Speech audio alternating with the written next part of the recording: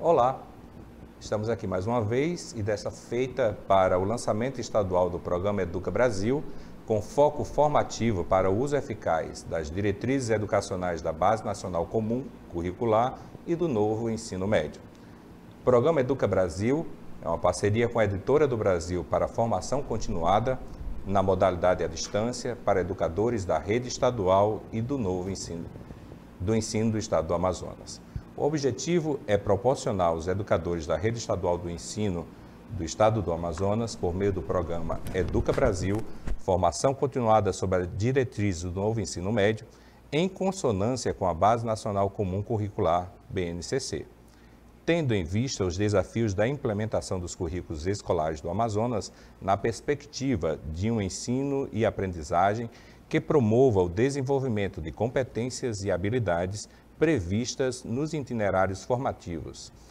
Neste momento, ouviremos a palavra da professora Ana Lucena, diretora do Centro de Formação Padre José Anchieta. Olá a todos, é uma imensa satisfação nós estarmos aqui hoje para o lançamento do novo curso Educa Brasil. O curso ele é uma parceria fantástica que o governo do estado, por meio da Secretaria de Educação do Amazonas, firmou com a Editora do Brasil para que todos os professores que vão iniciar esse desafio do novo currículo, que é o novo ensino médio, para que possam se apropriar, dos conhecimentos, especificamente dos fundamentos teóricos e dos grandes desafios da implementação na prática desse novo currículo, para que se possa começar com muito mais segurança, com muito mais clareza, com muito mais tranquilidade esse processo. E nós não fazemos isso sozinho. A formação, ela precisa ser sempre trabalhada com grandes parceiros, com parceiros que possam, de fato, nos apoiar nesse processo. E a Editora do Brasil traz para toda a nossa comunidade escolar e especialmente agora para os professores do ensino médio uma formação consistente. As nossas equipes de currículo analisaram minuciosamente cada curso, cada módulo, fizeram esses cursos para que a gente pudesse, com segurança, trazer para vocês uma formação que está chancelada pela Secretaria de Educação, pelo Núcleo de Gestão Curricular da SEDUC e também pela Coordenação de Ensino Médio da Secretaria de Educação, que integra a Gerência de Educação Básica e o Departamento de Políticas e Programas da SEDUC.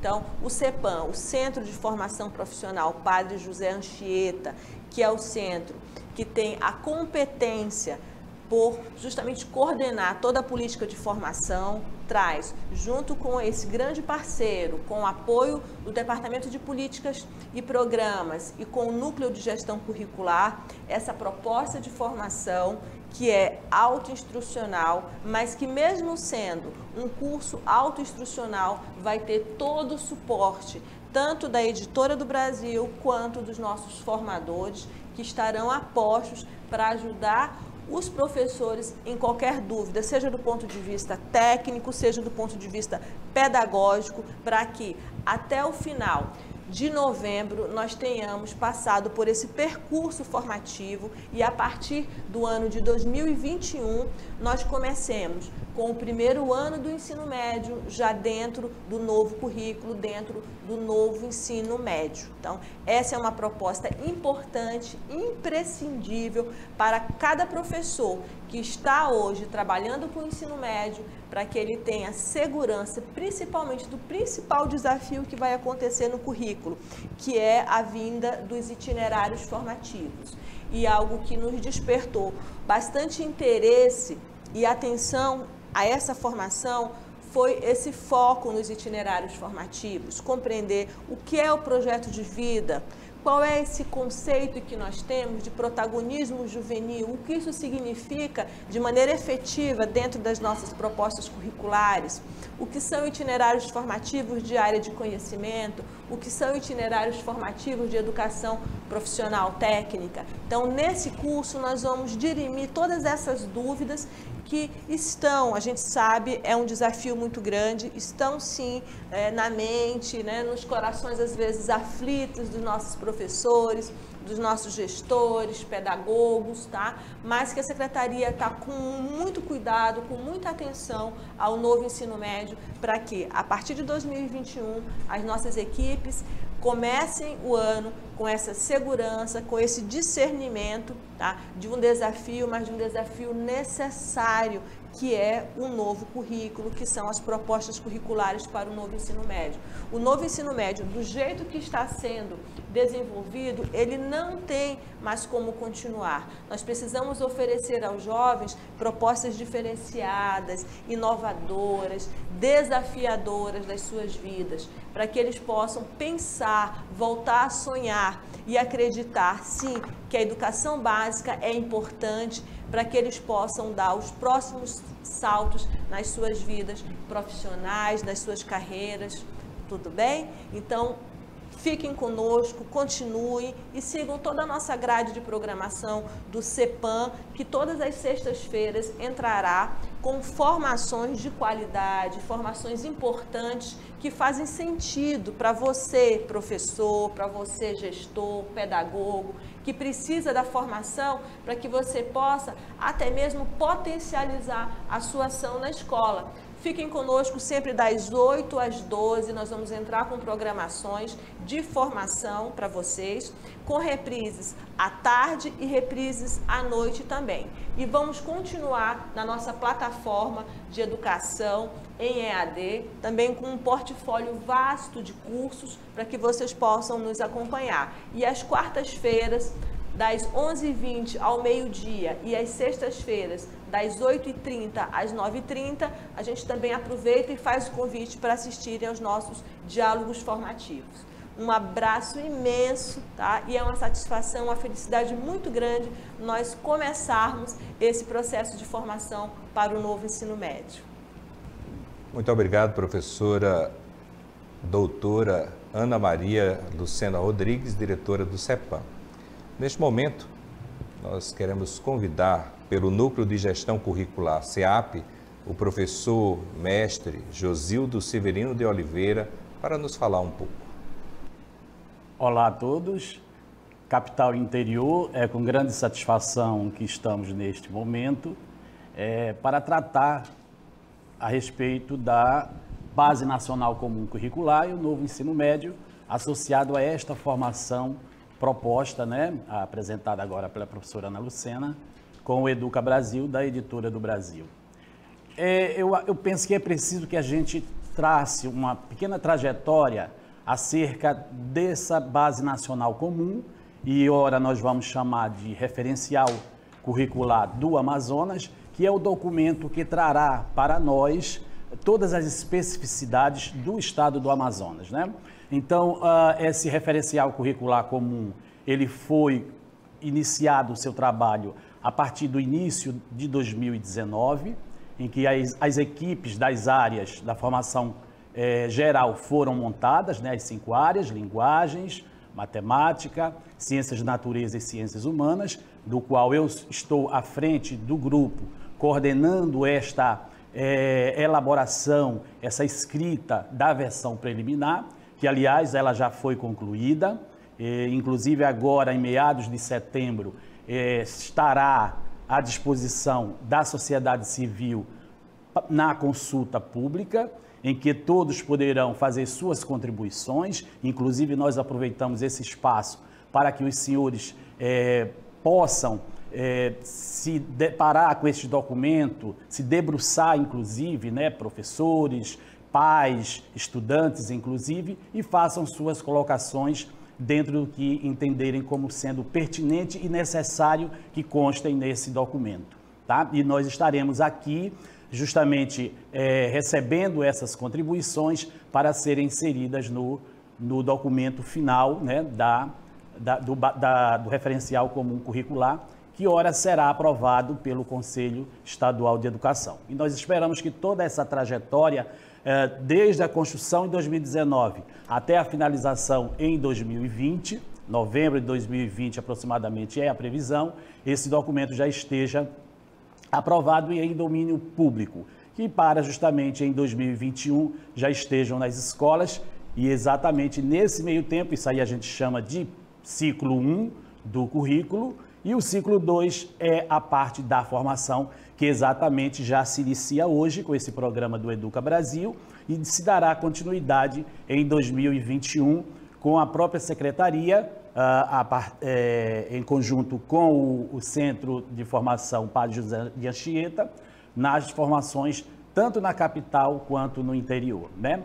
Nós estaremos, então, nesse trabalho que, em princípio, todo o planejamento será um trabalho presencial, pelo menos é essa a nossa proposta, porque o trabalho presencial, indo, se possível, aos 62 municípios, esse será um trabalho excelente, diretamente com os professores. E essa implantação ou implementação do currículo, a partir do referencial, ele se faz necessário por conta exatamente do que foi acabado de falar pela professora Ana Lucena, o desafio de um novo modelo de ensino médio, né? Quando se fala em ensino médio e até o presente momento, a gente entende que é um modelo que ele já não mais atende às expectativas e às perspectivas do adolescente, dos jovens, né? Que a gente chama de as juventudes, as diversas juventudes existentes no Brasil e em especial no Amazonas, eles têm expectativas diferenciadas. Se a gente pegar os jovens ou as juventudes indígenas, tem uma expectativa, se pegar as juventudes urbanas, tem uma outra, da área rural uma outra, então é preciso que a gente reúna todas essas expectativas e essas novas, as vontades, né? Vamos usar essa expressão, para que o currículo possa atender a esse novo modelo de currículo. E é esta a nossa proposta. Quanto à formação, que aí a gente vai chamar de ciclo 2 do programa, né, da Base Nacional Comum, ele se dará exatamente como nós falamos, inicialmente a partir da AVA, que aí é a proposta do CEPAM, e posteriormente numa organização planejada pela Secretaria Estadual da Educação, indo aos municípios, né? Os formadores, tanto os redatores da base quanto os formadores do próprio CEPAM estarão à frente deste trabalho. Então, nós contamos com a participação de todos os senhores e mais uma vez, eu peço que, a partir agora, de meados de setembro, os senhores acessem aos canais que estarão disponibilizados para essa consulta pública, para que os senhores possam contribuir, façam parte da elaboração deste currículo, que, ora, 2021 estará à disposição de toda a comunidade escolar. Ok? Nesse momento, então, eu peço obrigado, agradeço, então, a participação, agradeço à professora Ana Lucena pelo convite, tá? E me coloco à disposição. Muito obrigado. Muito obrigado, professor Josildo Oliveira. E gostaria também de fazer menção e agradecimento a todos aqueles que compõem a Editora do Brasil, em especial ao William Seabra, o gerente nacional, ao Jailson Oliveira, supervisor regional, ao Marcos Lopes, assessor pedagógico, e os consultores que estão aqui no estúdio conosco, Adailton Angelim, Matheus Trindade e Sandro Machado. Neste momento, nós vamos receber o professor Cláudio Paris Magrão, que é consultor educacional da Editora do Brasil e estará trazendo o tema O Novo Ensino Médio, dos fundamentos teóricos aos desafios da implementação. Professor Cláudio, é um prazer tê-lo conosco, a palavra é sua. Alex, muito obrigado.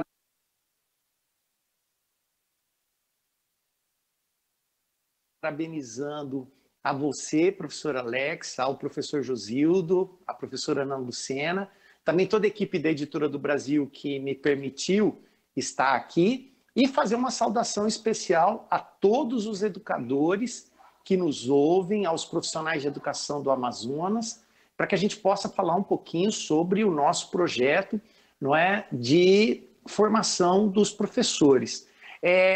O título do nosso projeto é chamado dos desafios da implementação e os desafios de colocar o ensino médio e a nova BNCC na vida do nosso professor.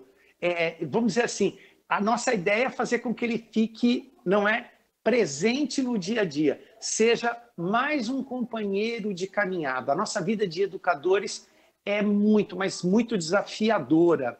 E quando temos oportunidades como essa, de termos uma formação, de podermos dialogar, de podermos nos formar, nos colocar à disposição para que possamos, não é, incorporar novas práticas, para que a gente possa, de uma forma ou de outra, ter a nossa vivência pedagógica colocada em xeque e a gente possa fazer uma autorreflexão sobre o nosso trabalho e redirecionamento de rumos, nós estamos vivendo a educação genuína. Eu estou seguro que todos nós que somos educadores temos certeza que nós somos os primeiros educandos. Se nós estamos na educação, somos nós primeiros que vamos nos formar, que vamos nos colocar para que possamos dimensionar a nossa vida para frente, dimensionar a nossa vida a partir da nossa formação individual. Em certo sentido, nós que somos professores nunca paramos de nos formar. Então eu quero fazer uma saudação especial a você, educador profissional da educação do Amazonas. Quero dizer para vocês que o curso, não é, que a gente vai colocar na modalidade de EAD para vocês, foi pensado junto com a Editora do Brasil para atender uma necessidade, estar presente no dia a dia do professor, caminhar no dia a dia e estar ali a serviço do projeto educativo do governo do Amazonas, da Secretaria Estadual, de toda a equipe técnica aqui, representada pela professora Ana Lucena, representada pelo professor Josildo, pelo professor Alex, que eu, mais uma vez, saúdo. Bom, primeiro vamos ao início. O que significa a modalidade EAD? EAD, não é? É o ensino à distância. Essa modalidade de ensino à distância teve agora uma grande explosão, teve um grande boom com o momento agora da pandemia, não é? Então, nós que já tínhamos uma formação, não é, de EAD anteriormente, já conhecíamos as tecnologias, como é o caso de vocês, educadores do Amazonas, e como é o nosso caso aqui, que desde 2008, né, a gente já trabalha com formação de professores e trabalha com tecnologia, nós, claro, fomos submetidos a toda essa pressão, a toda essa avalanche, né, de situações novas. Nós nunca vivemos uma situação como essa, né? Eu nasci nos anos 60, entrei na escola nos anos 70, fiz minha formação nos anos 80, já tenho mais de 30 anos como professor, voltei para a universidade nos anos 2000, voltei para a minha formação na área de formação de professores e de lá para cá visitei praticamente todos os países da América Latina, visitei o norte do país, estive aí em Manaus várias vezes, trabalhando com formação de professores, e o que me impressiona é que todos nós, em todo o Brasil, em 2017, chegamos à seguinte conclusão, não é? Esse modelo de ensino médio que estava posto, no qual eu me formei, no qual eu, né, ministrei e formei as minhas aulas desde aquela época, não se colocava mais. E daí vem a chamada Base Nacional Comum Curricular e a implantação do novo ensino médio. Eles bebem dessa fonte, não é? Havia uma coisa rara de acontecer.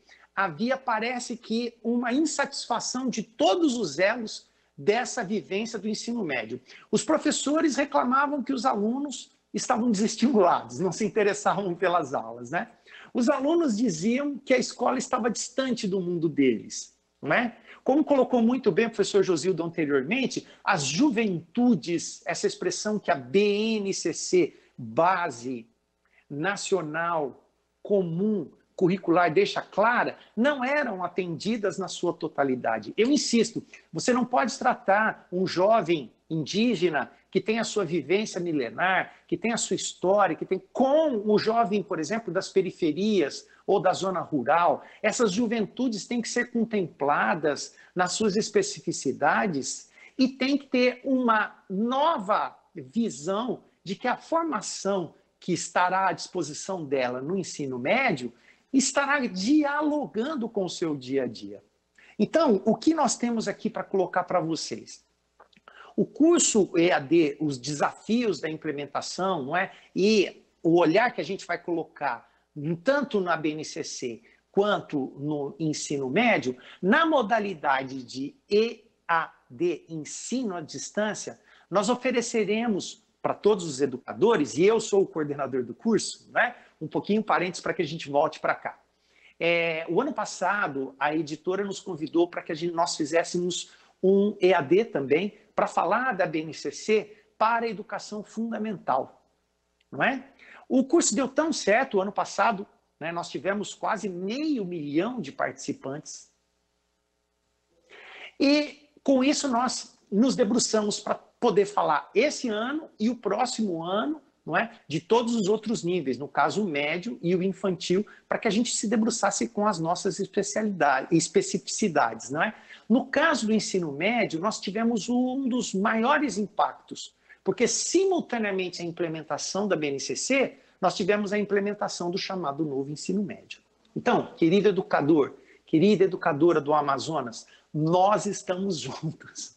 Eu vou passar para vocês a primeira impressão que eu tive, a hora que eu li a BNCC.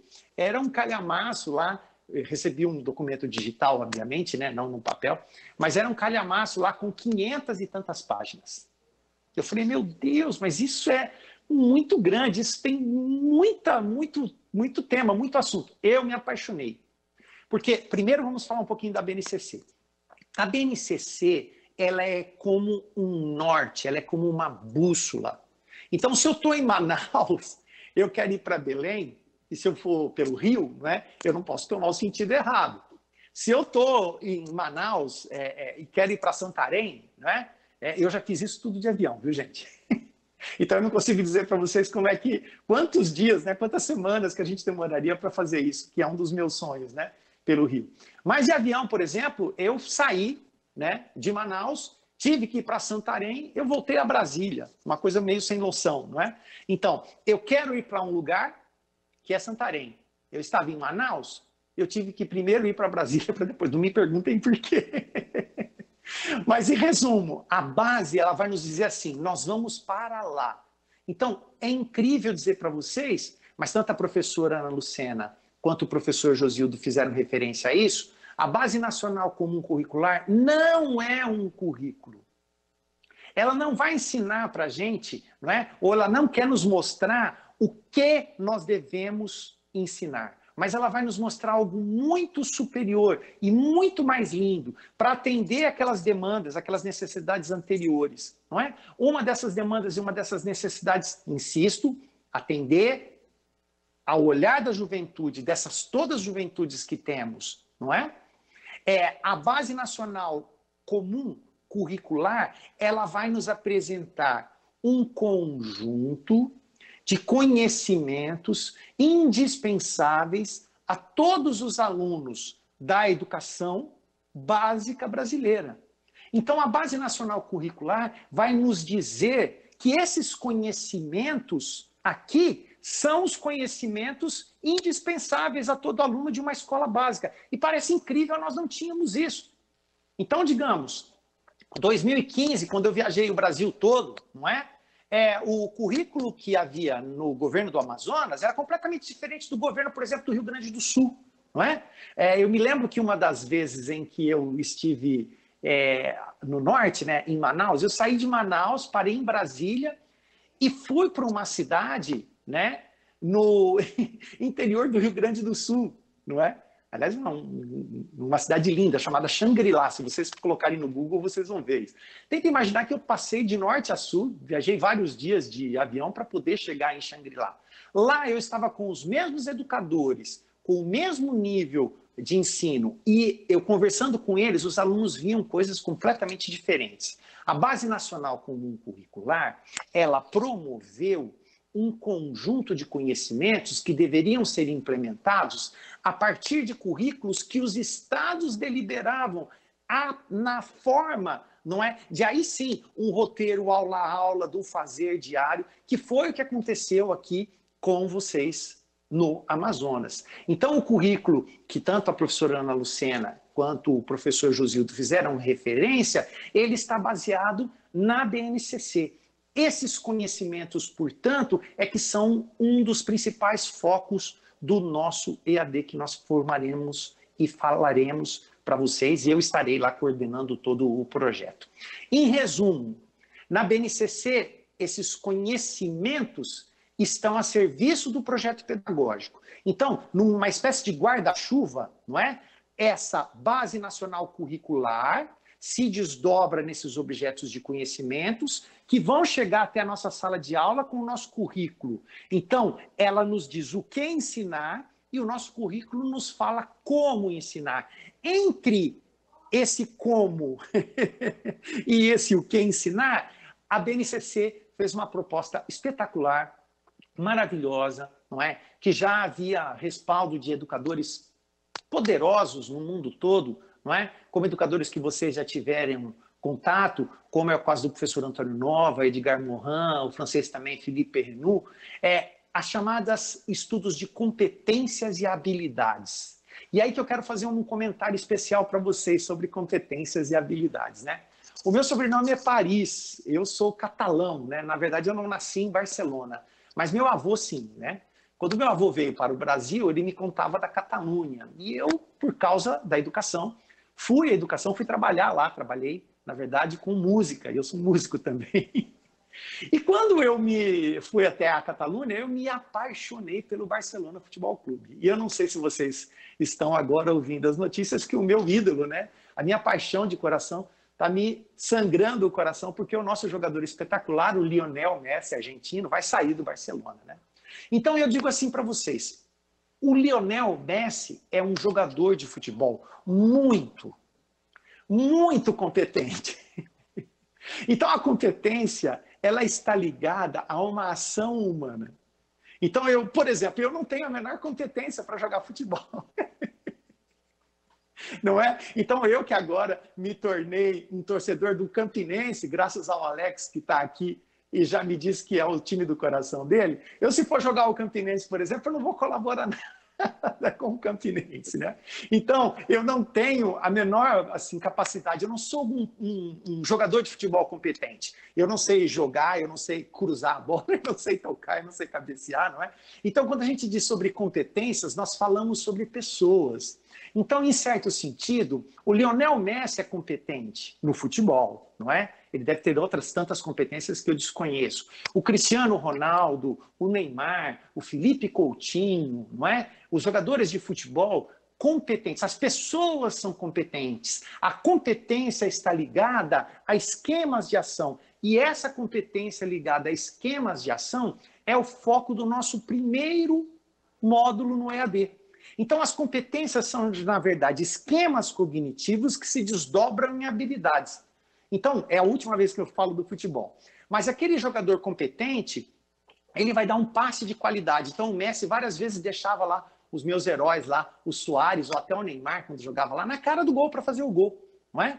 Então, ele era hábil em chutar, em passar, em olhar o jogo, em favorecer o jogo, mas também o Messi podia pegar a bola e aquele jeito dele pequenininho, assim, né? Que os argentinos queridos chamam ele de pulguita, né? Como se fosse a pulga, aquele insetinho, né? Porque ele é pequenininho, tem umas perninhas assim, né? Então, ele corria lá e ele era muito hábil, né? Então, quais são as competências que os nossos alunos têm? Eu queria citar aqui as competências todas, mas eu convido vocês a fazerem, né, o curso IAD ou lerem os próprios documentos, não é? Então, várias dessas competências estão baseadas naqueles 4 propostos lá, que vem lá da década de 90, daquele documento que a Unesco pediu para o professor Jacques Delors na França, né? Todos nós temos que ter aquelas 4 bases do conhecimento que se desdobraram depois nessas competências e habilidades, né? O saber conhecer, não é? O saber fazer, o saber relacionar-se e o saber propriamente dito, né? O saber no sentido de conhecimento de mim, do outro. Então, o saber, digamos, que eu posso, de uma forma ou de outra, me relacionar com o outro e com as pessoas que estão ao meu redor. Então, dessa ideia, a gente teve o desdobramento dessas 10 competências. E essas 10 competências estão lá pautadas no primeiro módulo, onde a gente vai trabalhar com essas competências. Portanto, as competências se desdobram nas habilidades. E são essas habilidades que estarão no nosso cotidiano, no nosso dia a dia. Mas, educador do Amazonas, querido, que você está comigo, quando eu abri a Base Nacional Comum Curricular, eu não enxerguei lá a minha área. Eu não sei se já contei para vocês, eu sou um professor de ensino médio de biologia.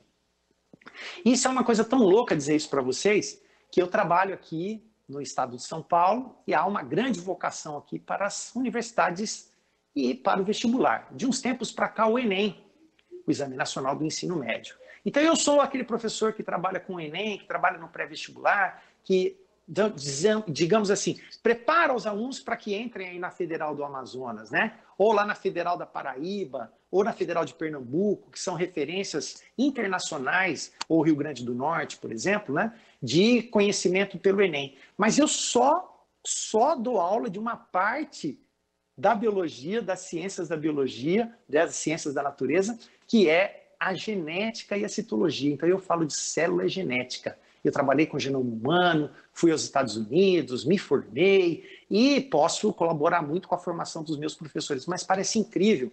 Eu não sou capaz nem de dar aula, por exemplo, de plantas ou de animais, porque sou um especialista. Então, quando tive contato com a Base Nacional Comum Curricular, disse, eu estou perdido. O que eu vou fazer agora? Eu vou ter que voltar a fazer a universidade. Não, pelo contrário. A Base Nacional Comum Curricular, nas habilidades, contempla o meu saber. Nas habilidades, ela contempla todas as áreas do conhecimento. Me ajudem? Vamos lá comigo. Quais são as áreas do conhecimento? As ciências da natureza, eu vou começar dela, porque eu sou o representante aqui, não é? As ciências da natureza e suas tecnologias. As ciências humanas, as ciências sociais e também todas as ciências afins.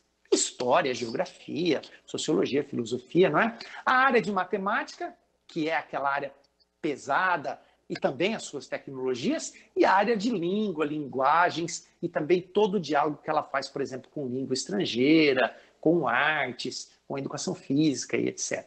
São nessas 4 áreas do conhecimento que a gente desdobra todas as disciplinas e todo o conhecimento ali, não é?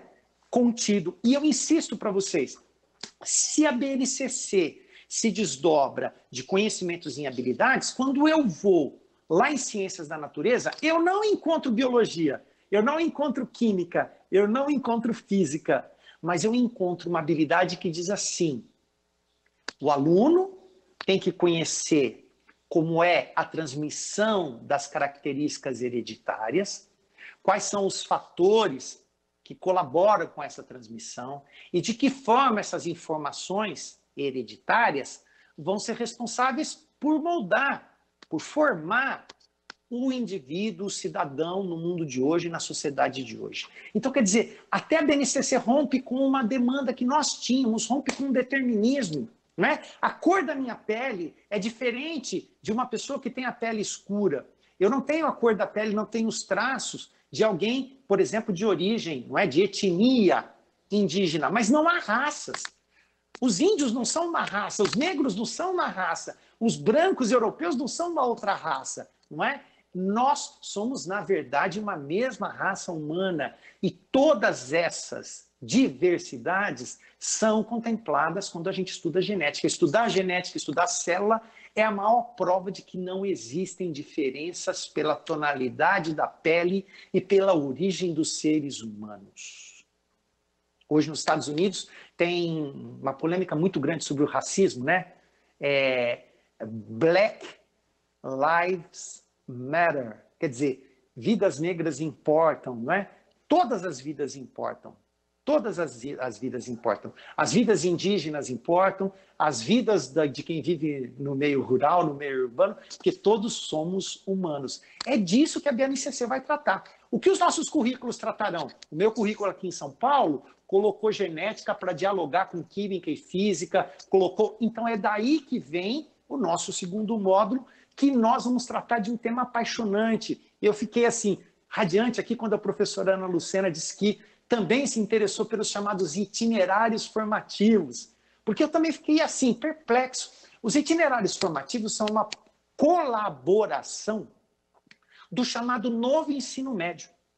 Então, o que o novo ensino médio fez? Ele estabeleceu 3 grandes inovações para que, junto com a BNCC, pudesse oferecer hoje uma nova dinâmica. Pode ser, gente, que nós sejamos aquela geração de professores que vai dizer, tomara que eu diga isso daqui 20, 30 anos, né? Eu já sou bem madurinho, não sei se estarei aqui com vocês ainda. Mas vocês certamente vão dizer, olha, eu vivi aquele momento que a nossa educação teve um ponto, quebrou um paradigma, não é? E o que vão ser essas quebras de paradigmas? Paradigma, na verdade, é aquele, digamos, plano, ou aquele conjunto de conhecimentos, assim, que quando ele é quebrado, ele está ali para ser quebrado, né? Nós ganhamos uma nova dimensão e um novo olhar. Uma quebra de paradigma, por exemplo, foi tirar, né, a Terra do centro do universo, né, e colocar a Terra, na verdade, fazendo parte de um sistema solar lá. Então, a Revolução Copernicana de Copérnico, né, que a gente foi para o heliocentrismo, foi uma ruptura de paradigma, né?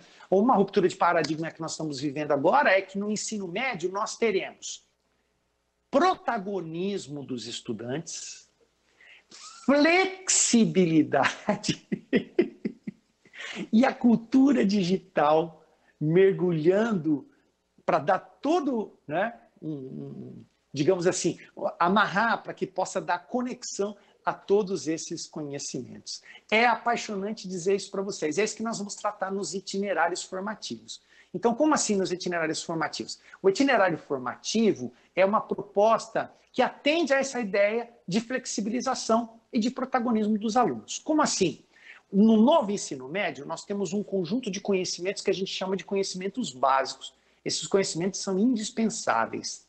Esses conhecimentos, todo aluno tem que ter, mas ele pode eleger outros conhecimentos. Então eu, por exemplo, que sempre fui apaixonado pela biologia, sempre fui apaixonado pelos seres vivos, se fosse um aluno do ensino médio, optaria para trabalhar com o meio ambiente, com a natureza, com as células, com doenças e câncer. E nisso podemos colaborar, não só os professores de biologia, mas os professores de química e física, não é? Eu tenho passado aqui por uma situação assim, muito difícil. A pessoa que está comigo aqui na minha casa, que vive comigo aqui, não é? Que é a nossa funcionária, viu, Josildo? O nome dela é Josilda. A Josilda, o marido dela tem câncer. Ele foi tabagista, fumante por muitos anos. E ele está fazendo quimioterapia. E eu trabalhei com câncer, não como médico, porque não sou médico. Quando fui para a universidade, trabalhei com genoma humano. Para vocês terem uma ideia, não é? Em 20 anos, nós rompemos a curva de mortalidade do câncer. A curva de mortalidade do câncer para algumas doenças como a leucemia era de 80% de morte, hoje é de 20%. Então, se, por exemplo, no início dos anos 2000, fim dos anos 90, não é, de cada 10 pessoas que tinham leucemia, 8 morriam, hoje é o contrário, de cada 10 pessoas que têm leucemia, 2 morrem. Né? Não deveria ser nenhuma, mas nós tivemos um avanço gigante, não é? Esse avanço, por exemplo, nós podemos contemplar num itinerário formativo. Vamos estudar câncer, vamos estudar o tratamento. Por exemplo, ela me disse assim, mas ele está fazendo um tratamento de radioterapia. A radioterapia, os raios-x, os raios ionizantes, estão presentes lá na física, vão colaborar comigo. Tudo isso eles veem, na verdade, do átomo, de toda a organização que a matéria tem e que, obviamente, ela libera essa energia, não é? E com essas substâncias, os tumores, que são células malignas, retrocedem. Então, ela disse para mim hoje de manhã, olha, o tumor do meu marido retrocedeu, você estava certo. Eu falei, não é que eu estava certo. Eu estava te dizendo que com o tratamento ele vai melhorar, né? E ela tem muita fé, é muito religiosa, né? Ela disse assim, mas eu tenho fé em Deus de que meu marido vai ser curado. Eu também, eu disse para ela, eu também tenho fé. e acredito nisso. Então, se nós temos oportunidade de ter espaços como esse na escola, os alunos podem eleger nos itinerários formativos. O que eu chamo de itinerário formativo? Eu já disse um itinerário para vocês, né? Eu saí de Manaus e fui a Santarém, tive que ir a Brasília. Então, eu vou de onde? Eu vou de Manaus para Santarém. Eu não sei se hoje existe esse voo, mas eu fui a Brasília, de Brasília eu fui a Belém, de Belém eu troquei o avião, aí eu fui para Santarém. Não tem muito sentido isso, né? Mas me disseram que se eu demorasse vários dias, ou não sei quantas semanas, vocês sabem bem aí, se eu fosse pelo Rio, né? Obviamente eu não tinha tempo para isso. Mas eu encerro dizendo que itinerários formativos são oportunidades espetaculares. Eu queria me aprofundar mais sobre isso, mas eu tenho que continuar aqui para a gente já ir para o encerramento, para a parte final, né? No qual, nos itinerários formativos, nós temos a oportunidade de nos debruçar sobre situações que vão oportunizar o aprendizado, onde nós vamos mergulhar naquele conjunto de conhecimentos, não é? É que a gente vai ter, que são os chamados conhecimentos básicos. Então, até hoje eu estou ligado a uma escola de ensino médio, uma escola de ensino médio aqui em São Paulo. Eu tenho um grupo de alunos muito específicos. Então, pela manhã, eles já têm esse ano o que a gente chama desse conjunto de núcleo comum de conhecimentos básicos. À tarde, eu faço com eles um futuro médico, chamado um projeto um itinerário formativo, né? Desculpe me trair aqui, chamado Futuro Médico, né? Então, ontem, por exemplo, nós fizemos uma live com a doutora Larissa Laura Oliveira. Ela é uma pesquisadora que trata sobre Covid-19 e pandemia. Meus alunos ficaram 1 hora com elas, nós não podemos mais ter aulas presenciais aqui, né? Em São Paulo nós estamos nessa transição, e os meus alunos ficaram maravilhados, porque ela trabalha com inteligência artificial, com Big Data, com os dados que a gente tem na internet, né? E é ela que é responsável todas as vezes que a gente vê aquele número, olha, morreu tantas pessoas, foram curadas tantas pessoas, e a Covid-19 teve tal impacto, né? Nós tivemos a oportunidade de ter um momento com ela. Então, obviamente, isso não aconteceu pela manhã. Foi um itinerário formativo que os alunos puderam se eleger, não é, para fazer, e com isso eles tiveram também o seu protagonismo. Fizemos na forma de uma live por uma plataforma, então nós tivemos aí inseridos a cultura digital, tivemos inseridos a investigação científica, o empreendedorismo, o protagonismo do estudante, que são todas essas grandes áreas também que estão embarcadas aí nos itinerários formativos, além da dimensão humana também, da dimensão ética que estão presentes, não é? No terceiro módulo, vocês terão contato conosco, e eu particularmente sou apaixonado por esse módulo, que ele foi dado por uma professora de João Pessoa, que ela é uma especialista em projetos de vida, ela é uma psicopedagoga, não é? Então, nesse módulo 3, vocês terão contato com esses chamados projetos de vida e com o protagonismo do estudante. Então, o que é o protagonismo? Eu estou exercendo o meu protagonismo com vocês. Eu escolhi ser professor, né? A minha mãe dizia assim, minha mamãe que já foi professora, dizia assim, não, você fala muito bem, eu sempre fui falante assim, você vai fazer jornalismo ou direito, quem fala bem tem que... Mas, mamãe, eu não gosto de direito, eu não gosto de leis, eu gosto de bicho, de planta, dos seres vivos, né? Minha área é a biologia. Então, os meus pais me apoiaram, me levaram, na época da minha escola estadual, para a minha universidade aqui no Brasil, né? E eu, de uma forma ou de outra, fiquei, pessoal, ligado à área de ciências biológicas e me tornei professor. Eu fui o protagonista da minha vida profissional, não é? Com o apoio dos meus pais. Eu não conseguiria sem os meus pais, eu não conseguiria sem a minha escola. Então, de onde que vem a palavra protagonismo? A gente desloca o eixo da educação da mera transmissão, não é? Daquela maneira de receita. Eu não sei se vocês, por exemplo, cozinham, eu não sou capaz de cozinhar nada. Eu não tenho capacidade de cozinhar nada, mas eu sou casado com uma ítalo-brasileira. Ela é italiana brasileira, é a Francesca Romana, minha esposa, olha o nome dela, Francesca Romana Giacometti. A Francesca Romana cozinha espetacularmente bem. Então, ela tem um conjunto de procedimentos para cozinhar, não é? Então, ela já disse assim para mim, olha, hoje você vai comer aqui aquela massa maravilhosa que eu faço com um molho de manjericão. Eu já salivei, já me deu água na boca, não é? Então, ela vai fazer, a comida, quem cozinha aqui, quem sabe bem da cozinha, né? Sabe muito bem que eu tô... Desculpe, é o meu despertador aqui para eu não passar do tempo. Desculpe.